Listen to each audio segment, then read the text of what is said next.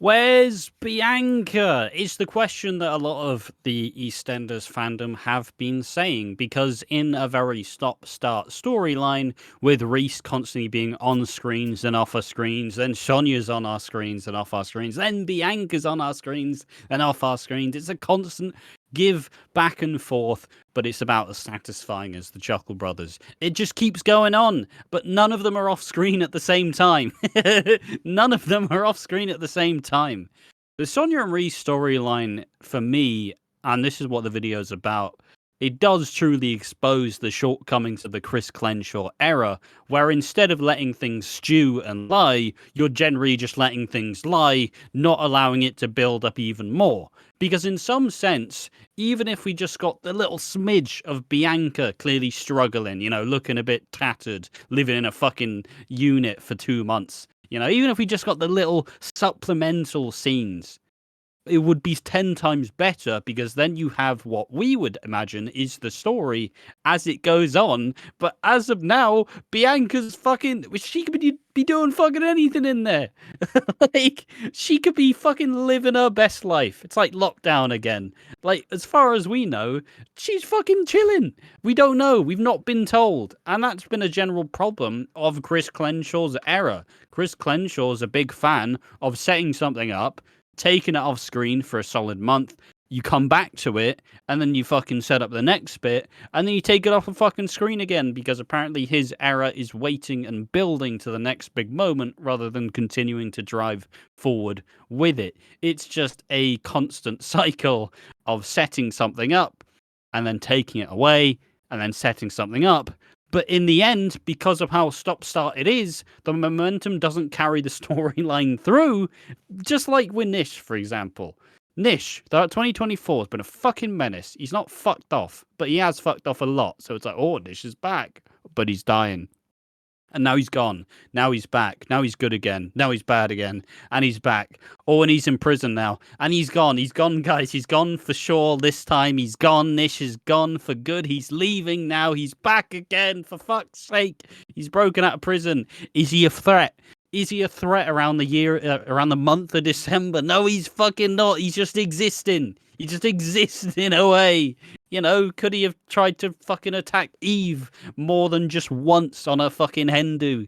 Could he have tried to get someone to help him even more? No, he fucking couldn't, because all he's gonna do is he's gonna break out of prison with a sense of fucking needing to be rushed, needing to extend himself to break out of prison right fucking now, only to sit in a fucking disgusting house dying away.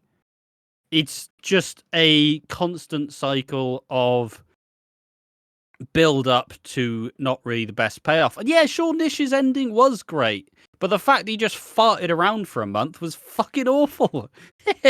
And it's where a lot of the shortcomings have been exposed. So, Piggy, do you agree? Do you think this is one of the shortcomings of Chris Clenshaw?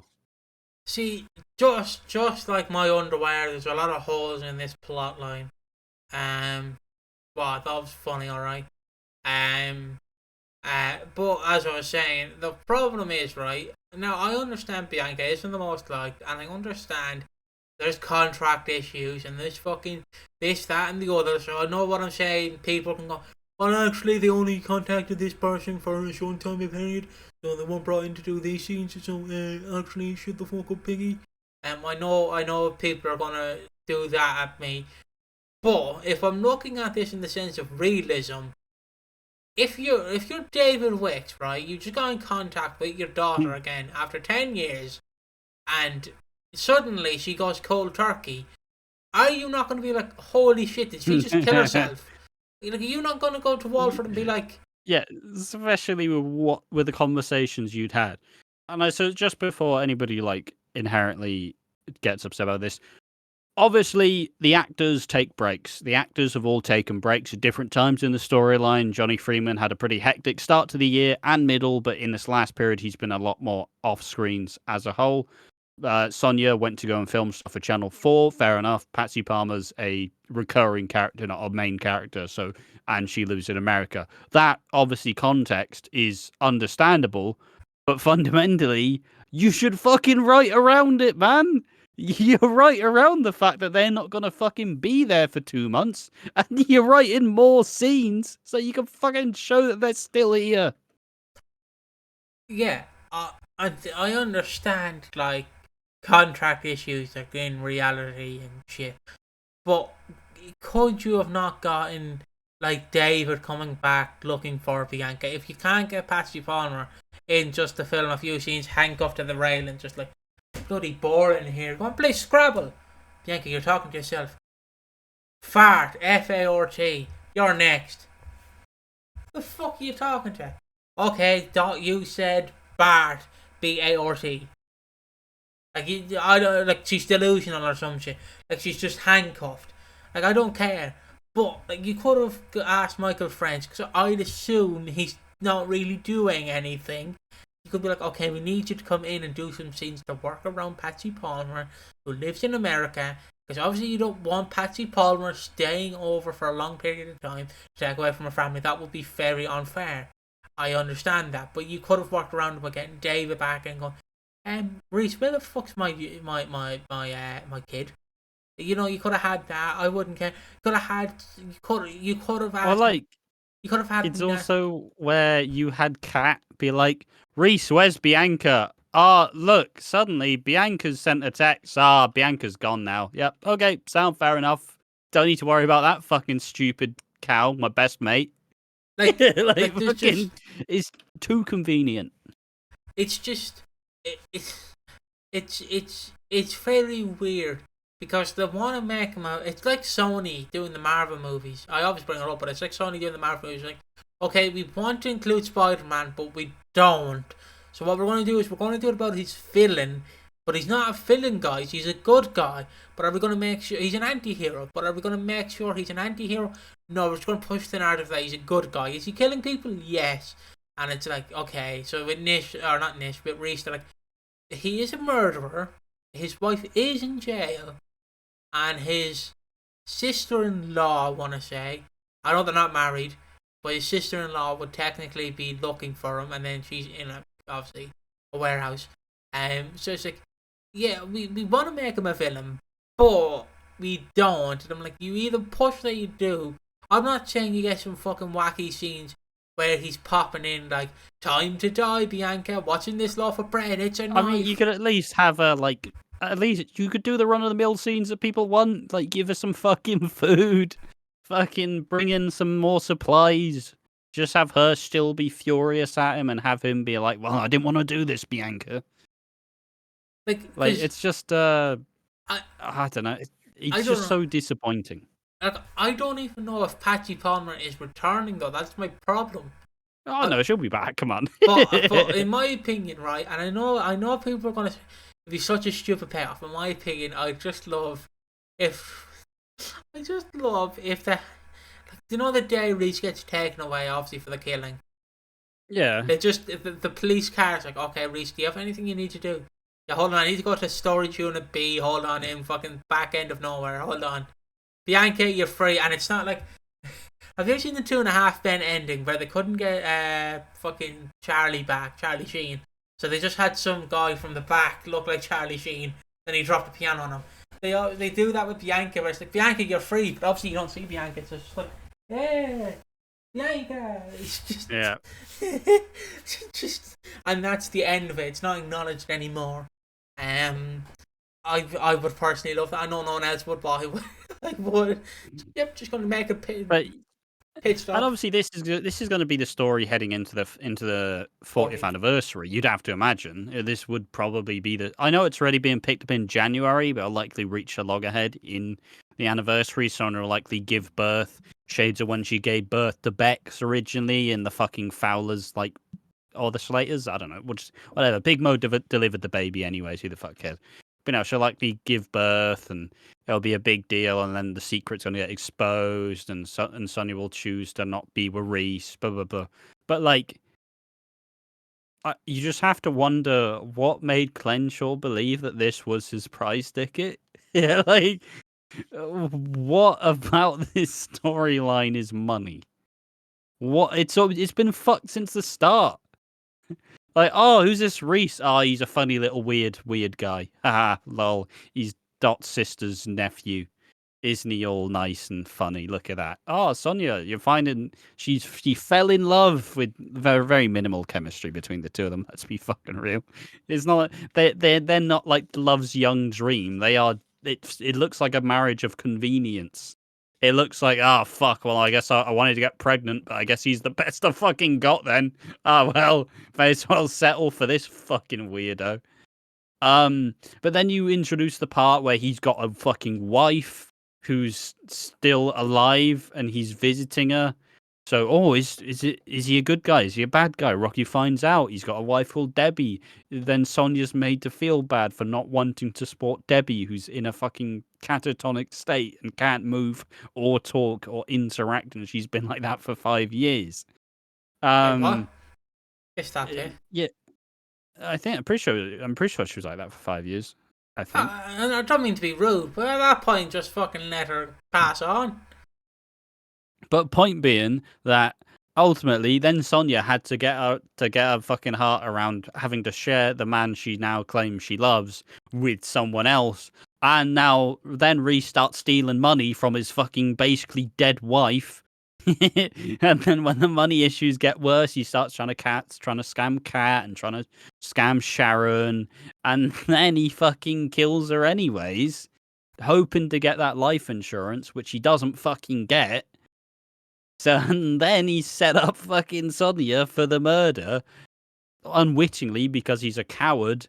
And now Bianca, and then with his feud with Bianca, he fucking kidnapped her in the most stupid, like, bloody hell, I've just kept the fucking evidence of what I killed her with in my lockup. You should follow me to the lockup. You first, though. Fucking alright then. It's just laughable. And I'm not a Clenshaw hater. I generally like this era. This era's rekindled the love for EastEnders, but fuck me, is the Reese stuff been shit. Like, but how does it get better though? What is the end goal for this? Reese goes to prison, yeah, but then Sonia's got to deal with being a fucking 40-year-old mum, like a 40-year-old single mum. Are they gonna tease her and Martin getting back together? Is Bianca gonna stick around? I don't think so. Like, what are you aiming for here, Chris Clenshaw? I personally, I know this is just me, and I know Ash is gonna sit here in the corner and either be unhappy or just laugh at this. But personally, I would, and I know. Personally, I would. When Ben Whiteley comes in, I'd have Ben Whiteley go, "Okay, you're not actually the father, Reese. It's Martin. I'd bunk up. Just completely wipe it out of existence. He's no longer the father. Wipe it out of existence." I don't know the conclusion though. That's the problem, because he goes to jail. Like, what's the fucking point? So imagining it, right? Imagining it. And now we're clueless idiots. Let's be honest. We're two, a British man or a Welsh man and an Irish man. We're two clueless men, right? So we have no fucking idea what Chris Clenshaw has in his brain. But from what I'm gathering, I like to believe I've got a good read on it, but yeah. Alright, sorry. One a dumb Irish man and one intelligently smart Welsh/English man. So you're gonna free Sonia, obviously free Sonia like Free Willy, free Sonia. You're gonna have Reese then somehow in between that gonna get. I'd have to imagine he's probably gonna kidnap the baby. Yeah. If I had to guess, he's probably gonna kidnap the baby. Yeah. That's my prediction. But who sat in the writer's room and went, Chris Clenshaw, fucking great idea, mate. I've got this brilliant idea, man. Fucking great idea, man. We bring Patsy Palmer back, man. We have her be kidnapped by this bloke. And we have his wife go to jail. It will be fucking brilliant. But like, at least when Coronation Street sent Deirdre to prison for a fraud that she didn't commit, at least she was charmed by some fucking dark-haired, beautiful man, fucking charming as fuck, con man. At least she got tricked by him, and people love Deirdre. Sonia's nobody's favorite character, for fuck's sake. Sonia's probably one of the most disliked characters on the show currently. We're not fucking crying because Sonia's in trouble. No one fucking cares, guys.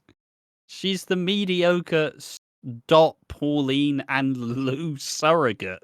Well, maybe not Lou, but you know, the Dot and Pauline surrogate together. Like, I respect that you want to, you know, you want the Jacksons, you want David Wicks at some point, you want Bianca, a key part of the 90s and the 2000s. But it's just a criminal shame, really. It's just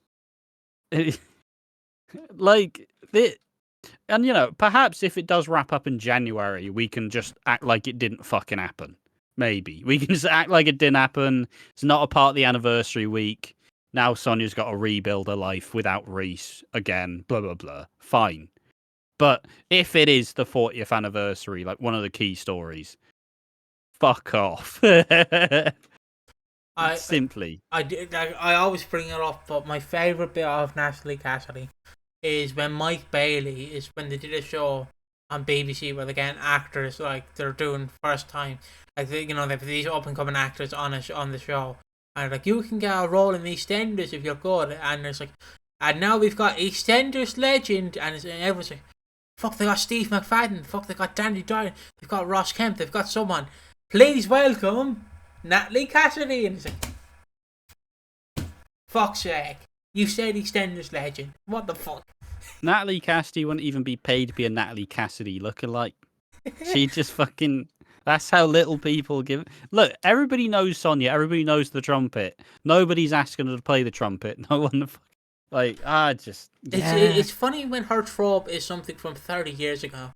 Like, she hasn't evolved. Like, does that make sense? Is that weird to say? Yeah. It's funny... No, it's not wrong. It's funny when, like... The only way I can describe it is like how Barry is only known for karaoke. Does that make sense? Like, he's not known for karaoke. Come on. Yeah, but like karaoke is the main thing people like. Barry, no, sorry, not karaoke. Barry from EastEnders. The only thing he's known for is playing Barry in EastEnders. Yes, there we are. Yeah, you know. Yeah, I got it there in the end. Like, you know what I mean? No one's like, yeah. But Barry singer, like, no one's going. I don't know Barry's acting, like his actual name, but no one's going to insert Barry's. Sean Williamson. No one's going, Sean Williamson, can you please play fucking Mr. Braveheart here in this movie for us?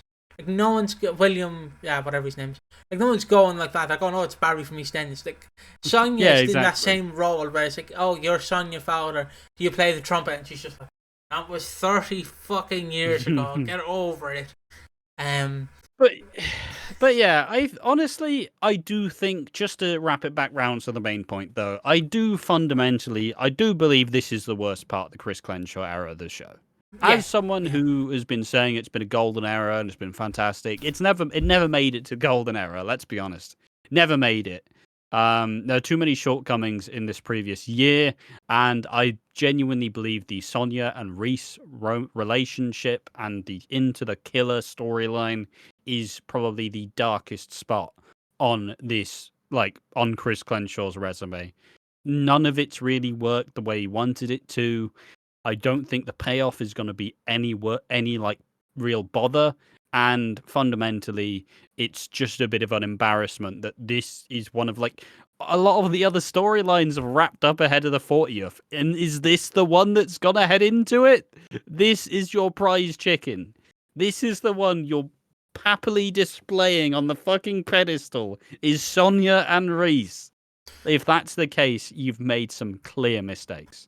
This might upset people, but it's like when you have two children, right? And one of them obviously can do great artistic stuff.